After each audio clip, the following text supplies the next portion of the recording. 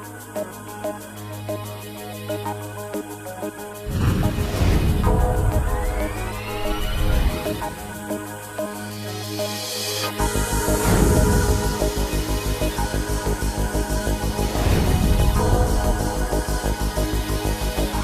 following program was recorded at RELA's annual logistics conference in Orlando. I'm pleased to welcome Supply Chain Brain Editor Emeritus, Jean Murphy.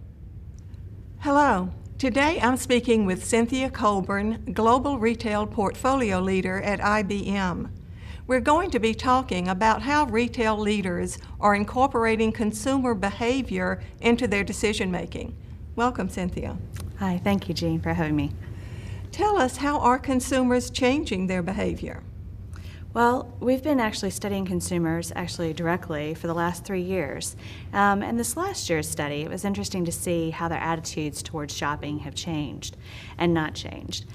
So where they're very positive about their economic financial situation, they're not going back to the pre-recession spending era and mentality. So they're still abandoning shopping situations or choices due to financial concerns.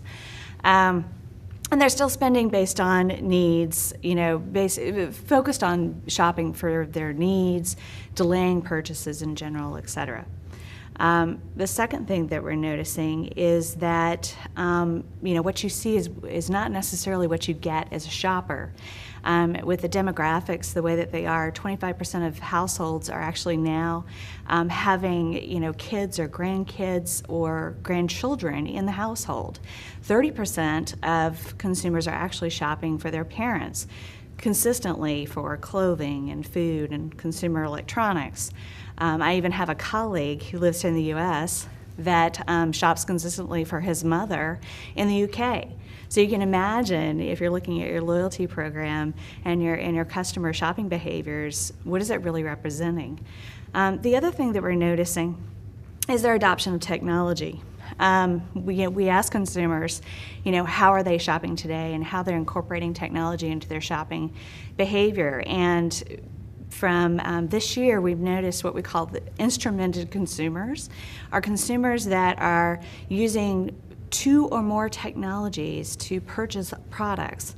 And 49% of our respondents, 30,000 respondents over 13 different countries, responded saying that they're comfortable using 2 or more technologies in the shopping process. So when you actually look at the shopping process and how that's changing, you can see now that there's decomposition of the shopping process itself. So they can be at home, maybe watching TV or working on the internet and doing some research on products. Then they can be in the store, chatting with friends, taking pictures of somebody that wore something and then searching for it on the web via their mobile phone. And when we actually surveyed and asked the consumers what they like to, how they wanted to procure or possess their products, 60% said, hey, I'd like to go to the store and leave with the product from the store. That means that 40% of consumers want to actually take ownership and possession of the product in some other method. When you think about that for merchandising and supply network managers, it's mind-boggling because our entire supply chain is focused on delivery to the store for pickup in the store for the majority of our retailers. So how well do current models and policies around merchandising and supply networks support these changing behaviors? So Jean, the interesting thing is if you look at over the evolution of what we've been experiencing, a lot of retailers, their organizations now kind of reflect how they've been trying to adapt and modify to keep loyalty to their customers. So when customers, migrated from the store to the internet and online shopping, then they created an organization to support that. But what we've discovered, by doing this kind of bolt-on new channel, new consumer buying behavior or avenues that they're shopping, is that we now have very complex organizations, and there's lots of duplication and processes and roles and responsibilities and applications and data. And when you're trying to present a very consistent brand message to the consumer that we just talked about as this decomposition of the shopping process, so they're online, for one portion, they may be on the mobile phone for another another portion at a kiosk for another sales associate interaction, et cetera. And you've got all these different organizations, that are independently looking at that one channel. You can see that consumers may not be getting the best consistent brand experience. And if you look at it from a financial perspective, we're still struggling, as merchandising and supply network managers with out of stocks. For non-promoted items, we're looking at 6 to 10% out of stock averages, and for promoted items, it's up to 24%. When we look at execution of promotions, we only execute them 59% of the time. When we look at our data accuracy, so we've got all the silos of information.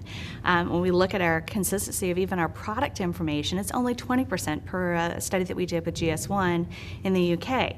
So if you look at this as a performance scorecard overall, basically our current network, operating model is not working.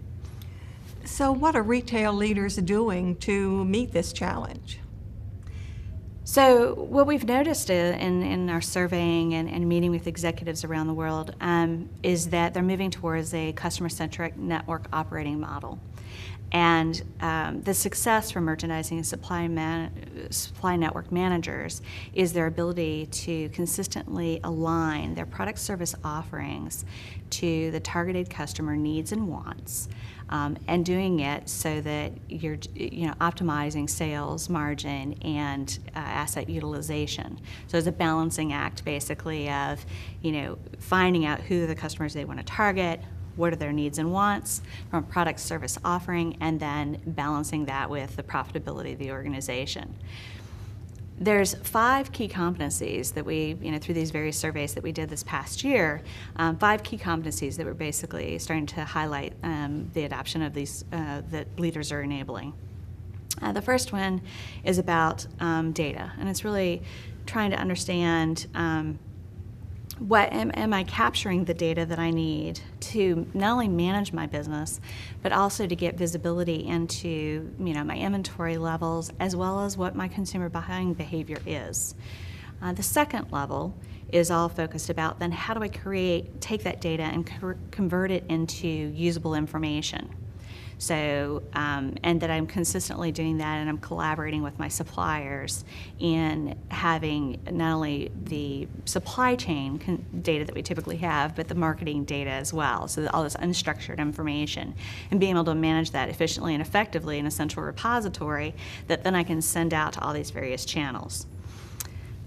The third is all about analytics. And in our supply chain study, it was very interesting. Retailers significantly investing, 39% of retailers are significantly investing in analytics. And you can't have good, the analytics is both from a descriptive, predictive, and prescriptive. So, and you need actually all 3 eventually to be successful in embedding the consumer insight into the goal of aligning your products and services to those targeted customers. The 4th level is about integrating your planning and execution. So this is the, having your cross-functional plans aligned. The S&OP process that we hear in manufacturing, we haven't heard so much in retail, but more and more of the leaders are starting to look at, are my marketing plans aligning with my merchandising plans? Is my supply chain capacity able to support those sales targets? And then once we've had that collaboration, and ultimately collaborating with our manufacturers upstream, is then being able to take those plans and have them immediately executed. So in other words, taking the human element out of between plan and I put it on the shelf to now I'm going to create my purchase orders, my allocations, my replenishment parameters, et cetera.